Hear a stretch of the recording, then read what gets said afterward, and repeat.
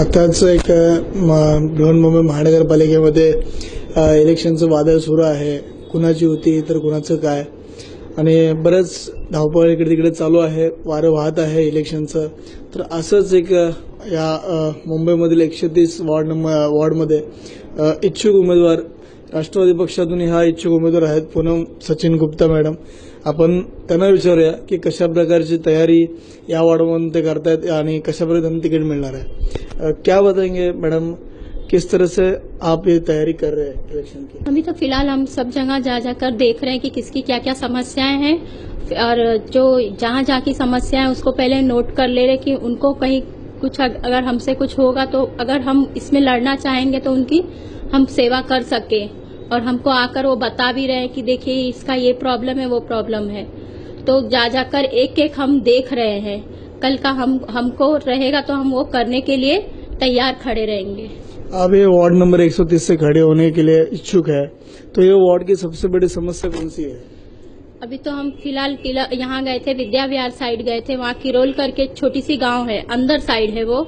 वहाँ पे जो रहनवासी है उनको बहुत तकलीफ हो रही है क्योंकि रोड बहुत पतले पतले हैं. आने जाने में उनको ट्रैवलिंग में भी प्रॉब्लम होता है, और बाहर ऐसे कचरे सब फेंके हुए हैं. उसके कारण बीमारियां भी बहुत सारी हो सकती है. बच्चे भी वहाँ से आने जाने वाले लोग स्कूल जाते हैं, बहुत सारे आने जाने वाले लोग हैं, उनको बीमारियां हो सकती है. उसके लिए आगे चल के हम समस्याएं का हल निकालेंगे, ऐसा करने की चाहत है हमारी. कल जाके आपको टिकट मिलता है पक्ष से, तो आपकी किस तरह से खुशी रहेगी, और नगर सेवक बनने के बाद आप किस तरह से काम करेंगे? नगर सेवक बनाने के लिए हमको सबका सपोर्ट मिले. अगर वो चाहे तो हम बन जाएंगे, तो हम उनकी जरूर जो समस्याएं हैं जरूर करेंगे पूरी, क्योंकि हम भी एक रहनवासी हैं. हम भी चाहते हैं कि अपना देश अपना नगर अच्छा बने, साफ सुथरा रहे. 130 वार्ड में जो है आप महिला के लिए, तो महिला की तरह किस तरह क्या महिला की क्या समस्या आप जान लेंगे? महिला की अगर मैं ये महिला वार्ड बन गया है 130, इसके लिए मैं खड़ी होना चाहती हूँ, क्योंकि जो महिला होती है घर से लेके बाहर तक, जो ऑफिस जाने वाली होती है, और महिला जो घर में काम करने वाली, सबको सुबह से लेके रात तक तो उनको हमेशा हर चीज की समस्या होती है. एक महिला मैं खुद हूँ, मैं भी समझ सकती हूँ सब औरतों की दुख को.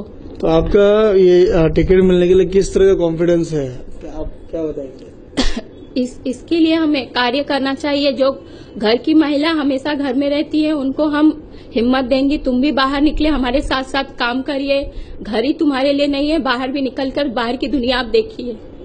तो टिकट मिलने के लिए आपको अभी तक कुछ ऐसा इशारे क्या कुछ हुआ है आपको, किस तरह से टिकट मिलने का एक विश्वास है? एक विश्वास है. एक हाँ, मेरे पति हैं जो सचिन गुप्ता है, वो मेरे साथ खड़े हैं. उन्होंने मुझे हिम्मत दिया है, प्रोत्साहन दिया है आगे बढ़ने के लिए. आपल्यासोबत आहेत राष्ट्रवादी पक्षाच्या महिला तालुका अध्यक्ष स्नेहा कुराडे मॅडम. आपण त्यांना विचारूया. मॅडम, काय सांगाल, या वॉर्डमध्ये कशा प्रकारच्या समस्या आहेत आणि कशा प्रकारे तुम्ही समस्या सोडवण्याचा प्रयत्न करणार आहात? आता या महिला उमेदवार इच्छुक उमेदवार आहेत, तर त्यांच्या संदर्भात तुम्ही काय सांगाल? ऍक्च्युली हा वॉर्ड 3 वॉर्डचा एक वॉर्ड झालेला आहे.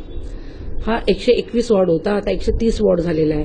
ह्या वॉर्डमध्ये अशी कंडिशन आहे की प्रत्येक रस्त्यावरतीची घाण पडलेली आहे. गोळीबार रोड आहे, तोही खराब आहे. तिथे जे टॉयलेटचे संबंध आहेत तेही व्यवस्थित नाही आहेत. नित्यानंद नगर जो एरिया आहे, इथे जर तुम्ही गल्लोगल्ली जागेजागेवरती जर बघाल तर तिथे सर्व कचऱ्याचे डबे पडलेले आहेत, पण घाण सगळी रस्त्यावरतीच आहे. तिथेही कोणी काही उचललेलं नाहीयेत. रोडची जी कामं केलेली आहेत ती सुद्धा जर पावसाळ्यामध्ये आपण बघायला गेलो तर सगळं रस्त्यावरती पाणी तुंबतं, लोकांना येण्या जाण्यासाठी तकलीफ होते. आज आम्ही जे बघतोय की नवीन ज्या महिला आहेत त्यांना जो आज महिला वॉर्ड झाल्यामुळे त्यांना जो चान्स मिळणार आहे, तर त्या महिला खरोखरच त्यांनी हे भोगलेलं आहे, त्यांनी पाहिलेलं आहे की आपल्या एरियामध्ये काय आहे. आणि जर आम्ही हे जर चान्स मिळाला आमच्या महिलांना तर नक्कीच आम्ही ही सुधारणा करू शकतो. ह्या वॉर्डमध्ये सर्वात मोठी समस्या कोणती आहे? जसं की आता तुम्ही स्वच्छता सांगताय, भारताचे प्रधानमंत्री नरेंद्र मोदी यांनी स्वच्छता अभियान एक मोहीम सुरू केलेला आहे, तर त्या स्वप्नाला कुठे तडा जाताना दिसतोय असं तुम्हाला म्हणायचं आहे का? नक्कीच. आज जर आपण म्हणतोय की त्यांनी जे केलं आहे रस्त्यावरती, पण प्रत्येक ठिकाणी जर तुम्ही बघाल तर पहिले खड्डे आहेत. स्टेशनला जर तुम्ही गेलात तर तिथे ट्रॅफिक एवढी आहे की लोकांना जायला यायला मिळत नाहीये. रिक्षा स्टँडवर गेला तर ज्येष्ठ नागरिकांना त्या गाड्यांची सुविधा नाहीये. म्हणजे असे पुष्कळ काही सुविधा आहे. जर त्यांनी आज म्हणतात की आपण स्वच्छ मुंबई, आपली मुंबई असंही करूया, परंतु असं काहीच दिसत नाहीये. प्रत्येक रस्त्याला प्रत्येक ठिकाणी खड्डे, गटारीचा म्हणजे पाण्याचा प्रॉब्लेम हा सगळीकडेच दिसत आहे. मग आपण आणि आपले इच्छुक उमेदवार इथून पुढे कसे प्रयत्न करणार आहात? आम्ही हे गटाराचं राजकारण करणार नाहीये.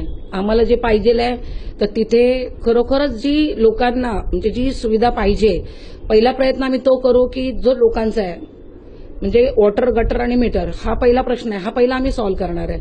त्यानंतर जे ज्येष्ठ नागरिक आहेत ते वॉकिंगला वगैरे जातात तर त्यांच्यासाठी एखादं छोटंसं गार्डन कुठेतरी होण्याची करून देण्याचा आमचा प्रयत्न आहे.